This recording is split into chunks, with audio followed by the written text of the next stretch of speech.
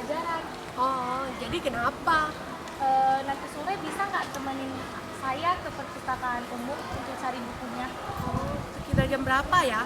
Sekitar jam 3.30-an sebelum kita diskusi rutin. Oh, oke deh. Nanti kita langsung ketemuan di perpus aja ya. Oke, yuk.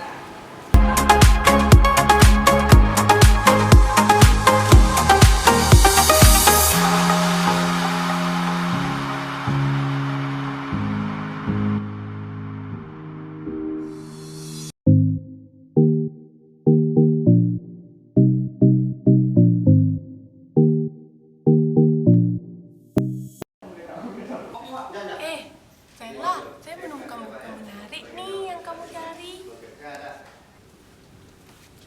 Stella, udah jam 4 nih. Kita udah janjian dengan mereka untuk diskusi rutin. Iya ya. Ya udah yuk. Yuk.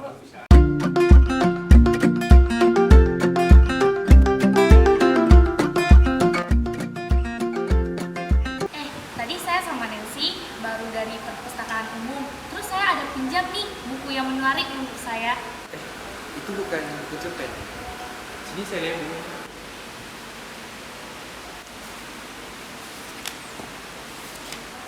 Iya, bener nih. Ini memang buku cerpen. Dan sebenarnya pun kami bertiga tadi di sekolah pas pelajaran bahasa Indonesia udah belajar materi pembahasan cerpen ini. Jadi pas sekali kalau kita membahas materi cerpen ini. Oh, iya ya. Kok kelas kami belum masuk materi tentang cerpen sih? Sama Nancy, kelas kami juga belum tentang materi ini. Nah, teman-teman bisa nggak tolong jelasin ke kami gimana tentang materi ini? Biar kalau kami masuk pelajaran ini, kami udah ada persiapannya. Iya, betul tuh.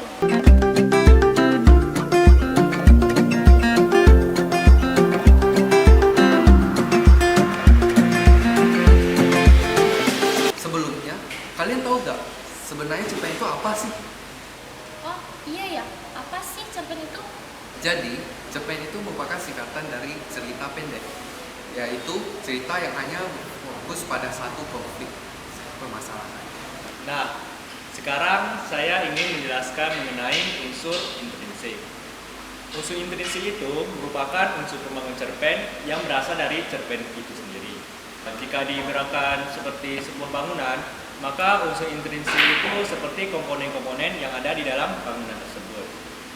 Unsur intrinsik itu terdiri dari tema, tokoh atau penokohan, alur cerita, latar, gaya bahasa, sudut pandang, dan amanat. Jadi saya akan menjelaskan 3 unsur saja, yaitu tokoh, alur, dan latar. Karena ketiga unsur ini sangat penting dalam sebuah cerpen. Yang pertama yaitu tokoh ya. Tokoh adalah pelaku yang menyampaikan cerita yang di dalam cerpen tersebut. Setiap cerpen pasti memiliki tokoh. Cerpen hanya menggunakan manusia sebagai tokohnya. Jumlahnya tidak banyak lah, hanya 2 atau tidak 3 aja. Perwatakan pun digambarkan secara sekilas. Maksudnya secara sekilas itu tidak didetailkan. Unsur yang paling esensial adalah tokoh yang ada di dalam cerpen itu tidak mengalami perubahan nasib. Yang kedua yaitu alur. Alur atau biasa kita sebut dengan plot atau jalan cerita, itu adalah rangkaian peristiwa atau urutan bagian-bagian keseluruhan dalam sebuah cerpen. Alur ini dibedakan menjadi 2, yaitu alur maju dan alur mundur. Pada alur maju, cerita disusun dari peristiwa awal, diikuti peristiwa-peristiwa berikutnya, kemudian diakhiri dengan penyelesaian. Pada alur mundur, cerita disusun dari peristiwa yang merupakan puncak konflik, kemudian dia itu bergerak dan disusun seperti di titik awal, menuju titik awal. Alur ini biasanya disebut dengan alur flashback atau alur sorot balik dalam istilah bahasa Indonesianya. Namun cerpen biasanya umumnya menggunakan alur maju. Yang ketiga yaitu latar. Latar adalah segala sesuatu yang umumnya berhubungan dengan waktu, tempat, dan suasana yang tergambar dalam sebuah cerpen. yang waktu itu dia itu berhubungan dengan kapan cerita itu berlangsung, seperti siang hari, malam hari, pagi, ataupun yang lainnya.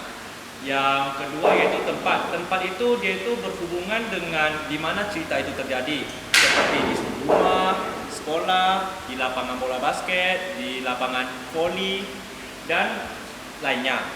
Yang ketiga yaitu suasana itu dia itu berhubungan dengan bagaimana unsur psikologis ketika cerita berlangsung, seperti contohnya tegang atau menyenangkan, sedih, itu kecewa, atau perasaan yang lainnya. Latar ini memberikan kesan yang lebih pada cerita. Artinya dengan peran latar, sebuah cerpen itu bisa lebih hidup, atau bisa karena dia itu lebih mengandung unsur psikologis. Oh begitu ya, itu kan unsur intrinsik. Kalau untuk struktur alur cerpen gimana ya? Teman-teman saya bisa jelaskannya. Jadi selain unsur intrinsik, di dalam cerpen itu juga terdapat unsur alur. Unsur alur merupakan urutan kejadian cerita di dalam cerpen yang disampaikan oleh penulis agar pembaca mengerti tentang apa yang disampaikannya. Garis besar dari bagian-bagian unsur cerpen ini terbagi menjadi 3, teman-teman. Jadi ada unsur pendahuluan, bagian perkembangan, dan bagian akhir. Bagian-bagian ini pun juga ada penjabarannya. Yang pertama itu komplikasi, kedua intrik, tiga komplikasi, keempat klimaks, kelima antiklimaks, dan yang terakhir yaitu konklusi. Saya akan menjelaskan satu persatu. Yang pertama tadi apa? Eksposisi ya. Eksposisi itu pada bagian ini pengarang memperkenalkan latar dan pokok cerita dengan karakternya. Kedua itu intrik. Pada bagian ini pengarang berusaha menunjukkan masalah kecil sebagai penyebab konflik. Ketiga yaitu yang tadi komplikasi. Masalah yang kecil tadi makin meningkat dan makin kompleks, dan pada akhirnya akan memunculkan masalah yang bisa dikatakan masalah yang tersebut. Keempat itu klimaks. Pada bagian ini masalah yang kompleks tadi terus meningkat dan pada akhirnya mencapai puncaknya, yaitu puncak konflik atau sering disebut dengan klimaks. Kemudian yang kelima itu tadi anti klimaks. Pada bagian ini merupakan bagian penyelesaian dari masalah-masalah dari cerpen tersebut. Kemudian yang terakhir itu resolusi. Resolusi merupakan bagian cerita yang merupakan penyelesaian dan ditandai dengan solusi untuk menyelesaikan masalah-masalah yang diberikan tadi. Nah, tadi kan udah dijelasin tentang alur dan struktur cerpen. Kalau teknik pembuatan cerpen itu bagaimana ya? Saya akan menjelaskan mengenai bagaimana caranya kita bisa membuat sebuah cerpen. Jadi, membuat cerpen itu sama seperti gimana cara kita membuat teks cerita seperti biasanya. Jadi yang pertama itu kita harus menentukan tema terlebih dahulu. Teman-teman pasti sudah tahu kan gimana cara menentukan tema. Oke, setelah kita menentukan temanya, kita lalu lanjut ke tahap kedua yaitu mengumpulkan bahan. Jadi kita harus mengumpulkan bahan sesuai dengan tema yang kita inginkan.